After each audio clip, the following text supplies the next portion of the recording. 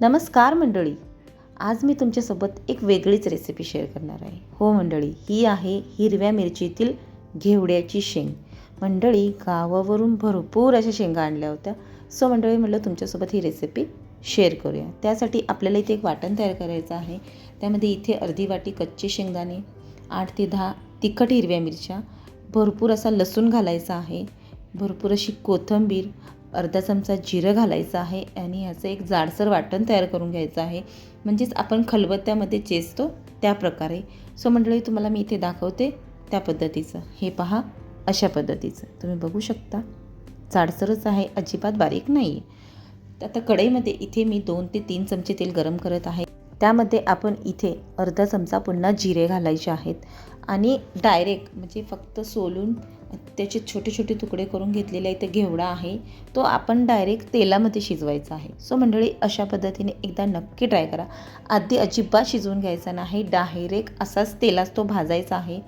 So मंडळी, घेवडा भाजताना आपण ह्यामध्ये चवीनुसार मीठ आणि अर्धा चमचा हळद घालायची आहे आणि हे दोन्ही छानपैकी मिक्स करून घ्यायचं आहे. गॅसची फ्लेम लो करायची आणि मंद आचेवर ह्याला तेलामध्ये शिजवायचं आहे. सो मंडळी, अजिबात पाण्याचा इथे वापर करायचा नाही, पण अप्रतिम लागते ही भाजी. एकदा नक्की ट्राय करून बघा. झाकण ठेवायचं आहे. 5 ते 6 मिनटानंतर पुन्हा एकदा चेक करायचं आहे. 70 ते 80% अशीच वापरायची आहे. म्हणजे आत्ताही लगेच नाही, अजून एकदा तुम्ही ही प्रोसेस करून घ्यायची आहे. ह्या पद्धतीने मिक्स करायचं, पुन्हा झाकण ठेवायचं आणि पुन्हा थोडा वेळ शिजू द्यायचं आहे. सो मंडळी, 7 ते 8 मिनटं टोटल आपल्याला हे शिजवायला लागतील. तर इथे मी दुसऱ्या वेळेलाच हे तुमच्यासोबत शेअर करत आहे. दुसऱ्या वेळेला मी 2 वेळा अशा पद्धतीने शिजवून घेतली आहे. तर इथे बघू शकता, ते घेवडा शिजलेला आहे.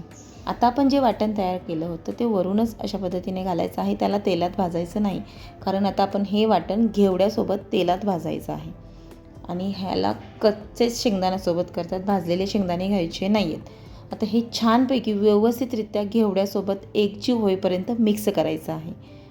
हे पहा मंडळी, थोडासा वेळ लागेल. वाटण हे कच्चं असल्यामुळे कढईला सुद्धा चिकटेल. काळजी करू नका, अजिबात काही वेगळी भाजी लागणार नाही. मस्त अशी भाजी लागते. पुन्हा मिक्स केल्यानंतर झाकण ठेवून 2 ते 3 मिनटं वाफ द्यायची आहे. हे पहा, अप्रतिम खमंग सुगंध सुटलेला आहे. तर मंडळी, तयार आहे आपली गावरान पद्धती हिरव्या मिरचीची घेवड्याची शेंग. तर मंडळी, तुम्हाला जर माझी रेसिपी आवडली असेल तर व्हिडिओला लाईक, शेअर आणि सबस्क्राईब करा. सोबतच बेल आयकॉन बटन दाबायला अजिबात विसरू नका, जेणेकरून तुम्हाला नवनवीन रेसिपीचे नोटिफिकेशन येत राहतील. पुन्हा भेटू अशाच एका नवीन रेसिपीसोबत.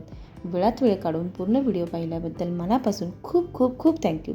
आणि हो मंडळी, रेसिपी सिंपल आहे पण टेस्टी आहे. एकदा नक्की ट्राय करा.